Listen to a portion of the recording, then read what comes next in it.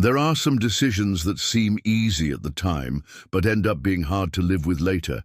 And there are other decisions that seem really hard at the time, but in hindsight were actually easy to live with. So which is it? Is it better to make an easy decision that will lead to a hard life, or a hard decision that will lead to an easy life? Well, if you're making a decision and it feels easy, maybe it's because you're not thinking about it enough.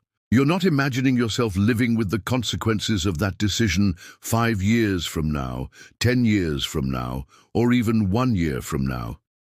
It can be very difficult to predict how you'll feel about your decisions after enough time has passed, where you no longer remember the context around why you made that decision in the first place.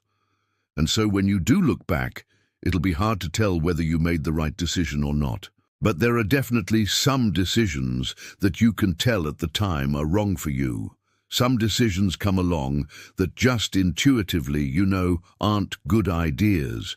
But what makes them hard is the consequences of passing them up. You might have been pursuing something for a long time, maybe for most of your life, and then you finally get the opportunity to pursue it. But then you decide to pass it up. The idea of having to explain to people why you don't want something that they think you want, that you may even want too, is hard. But sometimes you know deep down that you're not going to be happy in that situation. Maybe you know it because you've seen other people go through it, or you've imagined yourself in that situation, and it just doesn't feel right. Let's say you have a friend who works in sales and you've always thought, wow, I could never do a job like that. You like your current job and you're fairly good at it, but your boss comes to you and says, hey, I know this isn't your thing, but we're looking to grow our sales team. We want you to apply for this position. Your instincts tell you that you're going to hate the job, but your boss thinks it's a great fit. And this is a friend, so he's probably not lying. But there's a little voice inside of you saying, no, you don't want to do that job. Now you're torn. On one hand, you don't want to disappoint your boss, and you don't want to disappoint yourself if you end up hating the job. But you also don't want to disappoint your gut. There's a chance that it's wrong, but there's also a chance that if you ignore it, you'll end up resenting your boss and maybe even yourself. So you decide to trust your gut and say no. The voice inside tells you that you made the right call. For now, you feel good about yourself. You didn't sell out. But fast forward 6 months. The memory of why you said no has faded away. Now you see your friend succeeding at the job you turned down, and you wonder if you made the right choice. Even worse, your own performance at work hasn't been stellar. So you feel like you have nothing to show for the past 6 months except regret. And that's the thing. A lot of times, we don't actually know whether or not we made the right call until much later. Sometimes we can tell at the time, but a lot of times we can't. In the moment, it might feel like we've made a mistake, but a few years down the line, we can look back and realize it was actually a good thing. Or conversely, we might feel like we've done the right thing, but then later find out that it wasn't what we really wanted. The problem is that once you've made the decision, you can't go back. You can't undo it. This is why it's so important to try to be conscious of the voice inside of you. Try to get in touch with that feeling, that intuition that you have about situations. It's hard to put into words what that voice is. It's almost impossible to explain. But if you follow it, I promise you that you won't regret it, because that voice, whatever it is, it seems to know things that you don't.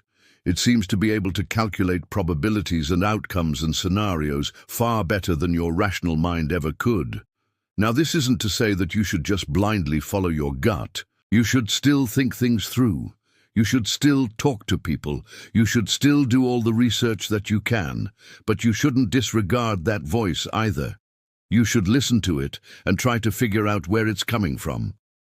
Then, if you make a bad decision, at least you'll know that you made it consciously, and at least you can take responsibility for it instead of blaming someone else or some circumstance.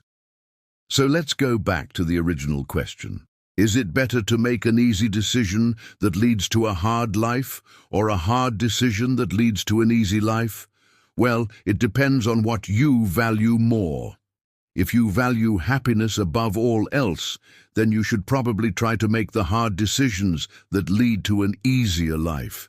After all, why voluntarily choose to make your life harder? But if you value other things more than happiness, like creativity or freedom or connection or growth, then it might be worth it to make the easier decisions that lead to a harder life. As Albert Camus said, man revolts.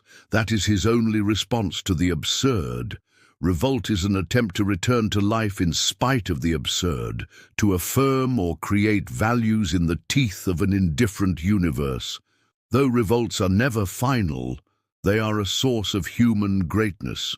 He goes on to say, there is but one truly serious philosophical problem, and that is suicide. Judging whether life is or is not worth living amounts to answering the fundamental question of philosophy.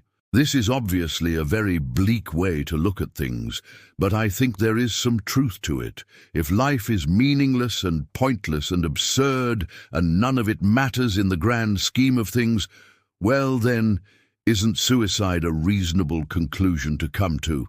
If everything is pointless, then why not just end it as soon as possible? That way, you get to avoid a lot of pain and suffering. And yes, I'm aware that I'm talking about suicide here, but stay with me. It's not what you think. What Camus is pointing to here is the fact that we need to have a reason to keep going. We need to believe that life is worth living, that our actions matter, that we can make a difference. We all have an absurd sense of importance. We all feel like we are the center of our own universes, and it's easy to feel like that when we're young and our entire world is ahead of us. But it's not necessarily a bad thing. It's not a bad thing to think that you're important, to think that you can make a difference in the world.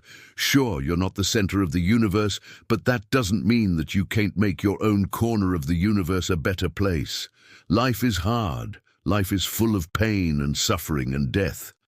But that doesn't mean that you can't find joy and happiness in it. It just means that you have to look for it.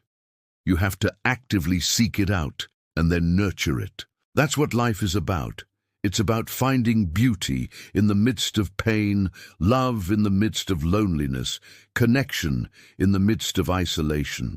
So my advice to you is this: don't worry about what would have happened if you had chosen differently. Don't worry about making the perfect decision. Just try to be conscious of the voice inside of you and listen to it as best you can. Make the hard decisions when they need to be made and then move on. Don't look back. You don't know what you would have missed out on. And don't look forward. You don't know what you might have missed out on there either. Just keep moving forward. Keep growing. Keep learning. Keep striving to be better, because that's what life is about. It's not about the destination, it's about the journey. If you enjoyed this video, please consider subscribing. And as always, thank you for watching.